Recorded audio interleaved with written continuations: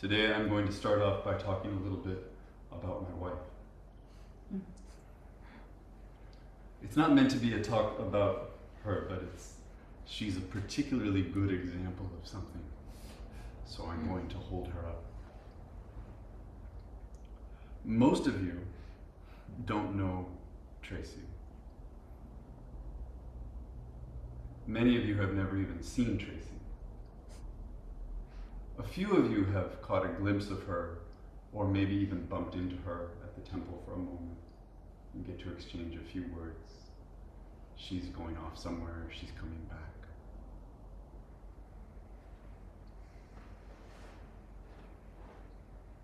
I forget that sometimes.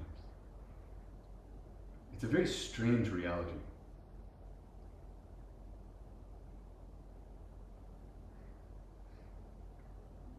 We met maybe, if I do the math, maybe 28 years ago. And she took up Zen practice soon after we met. Quite seriously. And that was something we shared for a long time. In Japan, at different temples, at home, and then when we moved to Anchorage together, she was a big part of that. She had grown up in Alaska. So they used to joke, but it wasn't really a joke. They had met her first, and they liked her. And they said, well, maybe we should invite the guy she married to come and be the priest. Which makes perfect sense to me. And we lived in the Zen center there. Everyone knew her really, really well. And then our son was born. And when our son was born, someone needed to be with him. So I would go out into the main room and I would sit with everyone, or I would give a talk, whatever it was. And she would be in a different part of the house with the baby.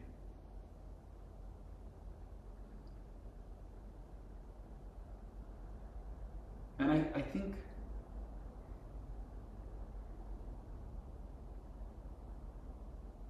if I'm honest, I was a little bit oblivious about that at the time.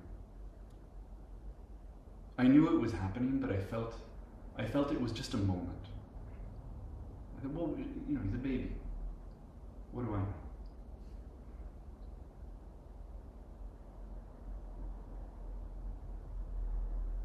So in my mind, she was going to come back. She didn't come back.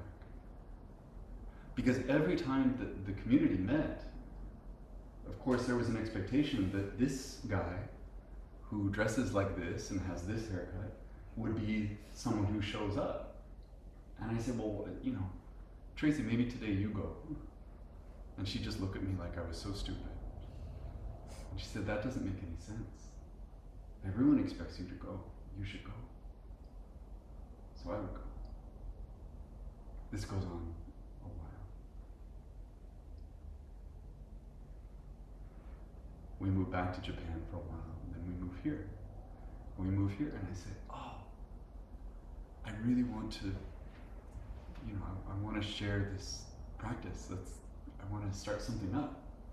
She says, okay, do it. And I realized, she said, do it alone. I still have to be home. I still have to take care of the kids. Our kids were 4 and 2 when we moved here. And it doesn't get easier. So today, she's driving them everywhere, as she always does.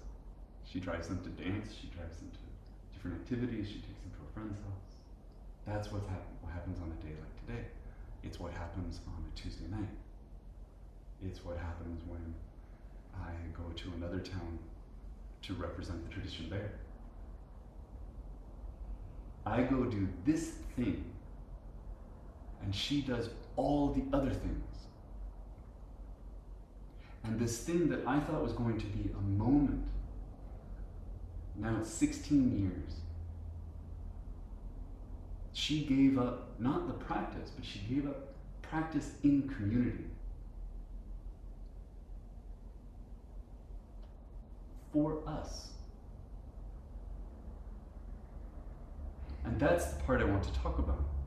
And again, she's one example of many examples. But if not for her, there would be no sitting today, because there would be no community. Because I never would have gone to that first night in Quinpool 12 years ago to say, let's start something new. Every Tuesday night, every retreat, all of it, she's so present in that.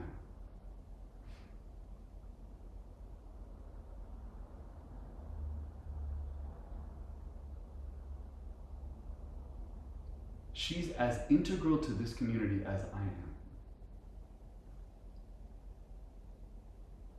Not only because of that other work, taking on that load, but also because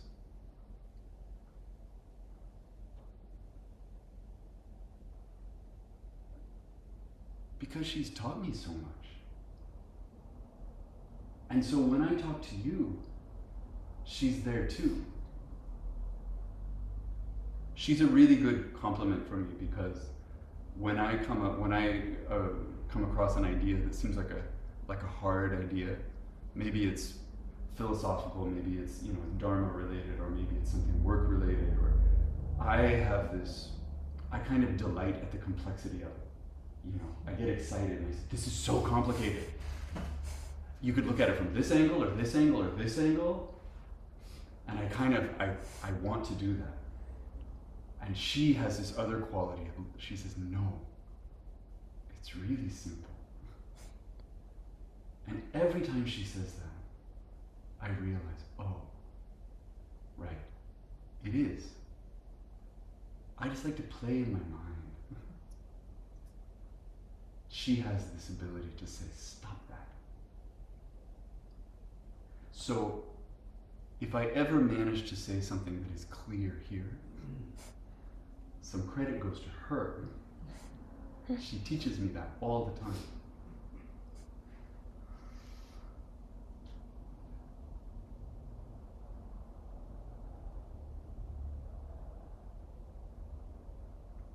I've talked a little bit about takuhatsu. Takuhatsu is when we go out on alms rounds. We hold a bowl and we chant. We chant the chant of boundless compassion, which we chanted today. We do it 3 times in front of a doorway, whatever the doorway is. And sometimes someone comes out and they'll put something in the bowl. It's usually a few coins, but it could be food, it could be a coupon, it could be soap, it could be anything. And after you receive the thing, you bow and you say, Zaiho ni se kudoku muryo dan paramitsu gusoku en ma naishi hokkai byodo ryaku. And the way that was explained to me, and I've talked about this before, the byodo means equal. So when this was first described to me, it was like you're saying to the person offering, we're square. This is a good transaction. This is a good investment. And I carried that for a long time. It felt good to say that because I wanted it to be square. It's so humbling to stand there and just chant, and then someone comes out and they feed you. Someone you've never met and someone you'll never meet again. You just receive this offering, and it's a little destabilizing. So for me, I would say this thing and it would make it feel a little more like, okay, we're okay.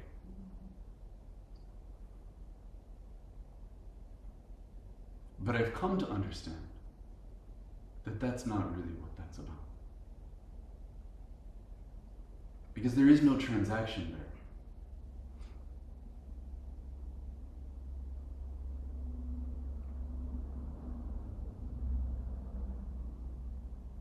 There's offering, An offering moves forward. They're offering something to me so that I can offer something to someone else, so that that person can offer something to someone else. I can't pay that back. I can't make it square. So part of this, and let's stop for a minute and think, who else is in this room?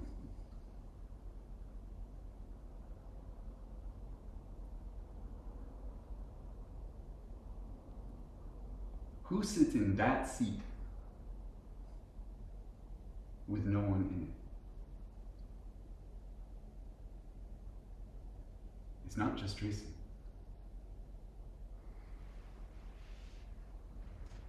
It's everyone who made it possible for all of us to be here.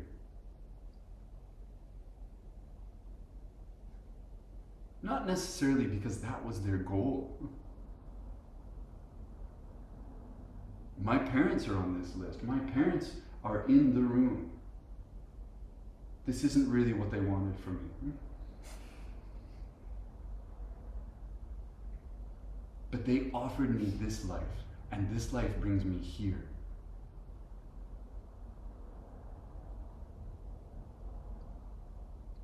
My teachers are here. That one is so easy. My children are here.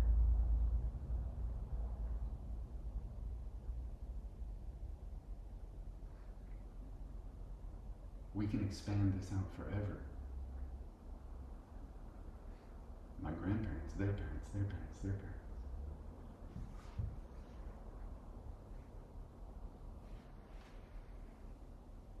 Every animal I ever ate gave its life so that I could be alive. And here I am, holding that life.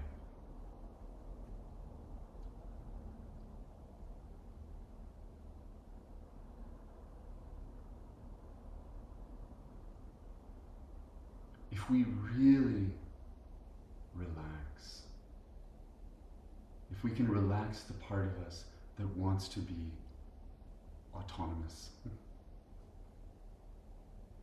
that wants to be independent, that wants to be just me, doing my thing. If we can relax that edge, what comes in is so much.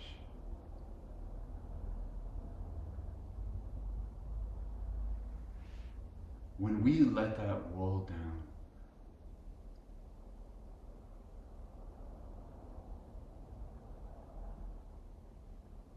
we can't look away from how not autonomous we are, how not independent we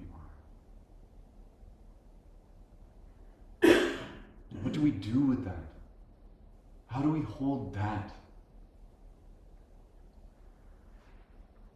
Part of it, I think, is the practice of receiving offerings, period. I'll be honest, when I think about Tracy, I feel guilty. She offered something, but I feel like I took something.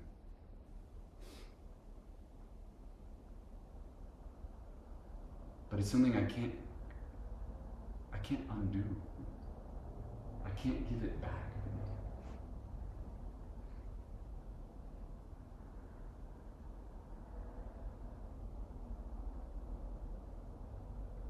So part of it is just owning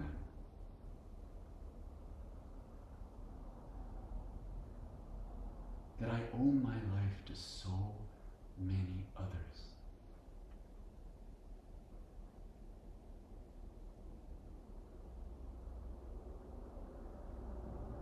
So many.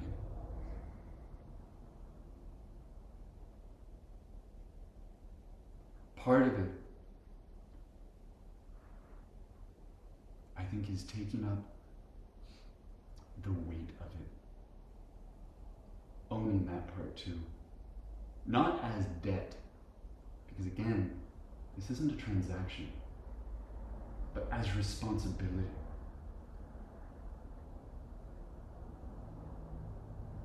Whether we speak in terms of offering or speak in terms of transmission, there is something that is handed to us. We can think about it in terms of this practice, we can think about it in terms of our lives. Something is handed to us and we have to hold it.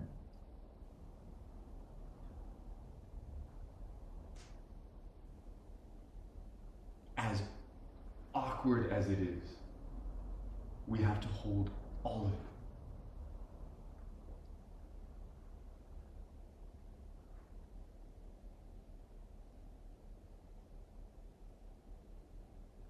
Like so many things in this practice, it's true whether you believe it or not. It's true whether you take it up as a practice or not.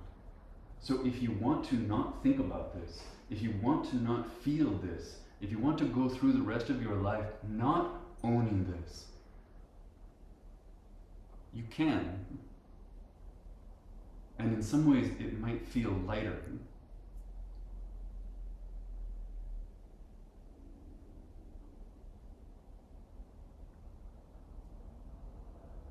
But it won't feel honest.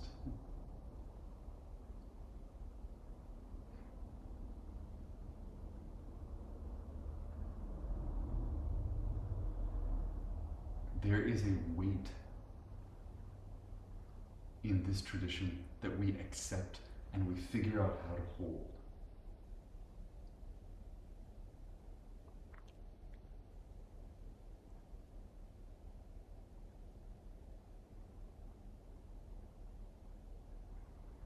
It's why I tell people when they sew their first robe, it should be heavy. Later in life, you can have the nice, light, silky robe.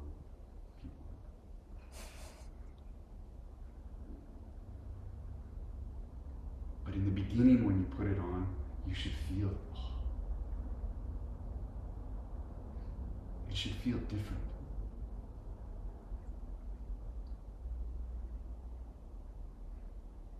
And once we can hold that, once we can be with that, we can start to understand something about what's happening. I've been talking about how we're making something. We make something and we offer it. And the training wheels on that teaching is that we make something and we offer it to all beings, which is beautiful and it feels good. It feels purposeful.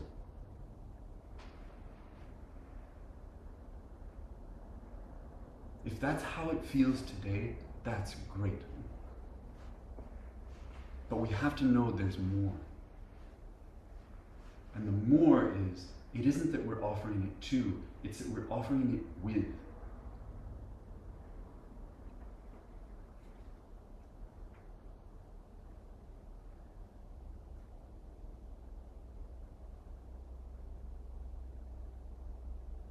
We have all this language about how we're going to free all beings.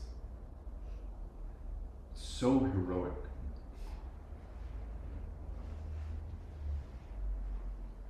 But the flip side of that is that all beings conspired to give us the privilege to practice in this way.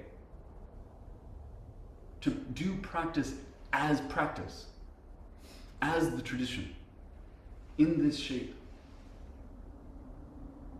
Most people don't get to. Most people, if they take this up as practice, and of course so many people take it up without ever having heard of it, but their practice is just moving in the world. Because they have to address this thing and the next thing and the next thing and the next thing. They don't get to sit in this way. They don't get to chant with everyone else in this way. It doesn't smell like this for them.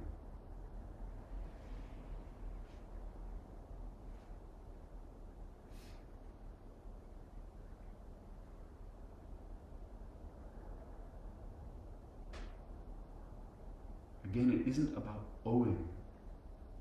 It's about understanding.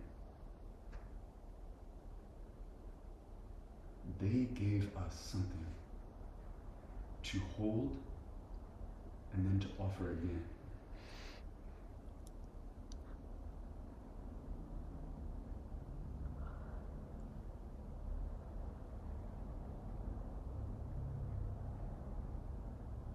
I wanted to talk about this specifically during Rohatsu.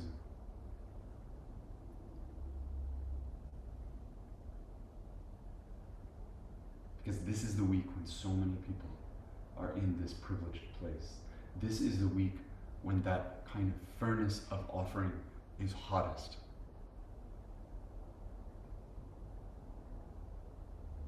Everything that brings us to this place is present. Everything that we're making together is present. The offering is present. Not just here, but everywhere. Nothing is excluded. No one is excluded.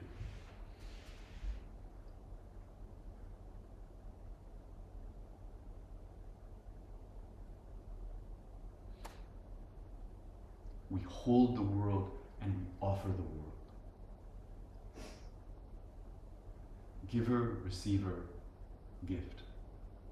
The three wheels. They're simultaneous and they're the same thing.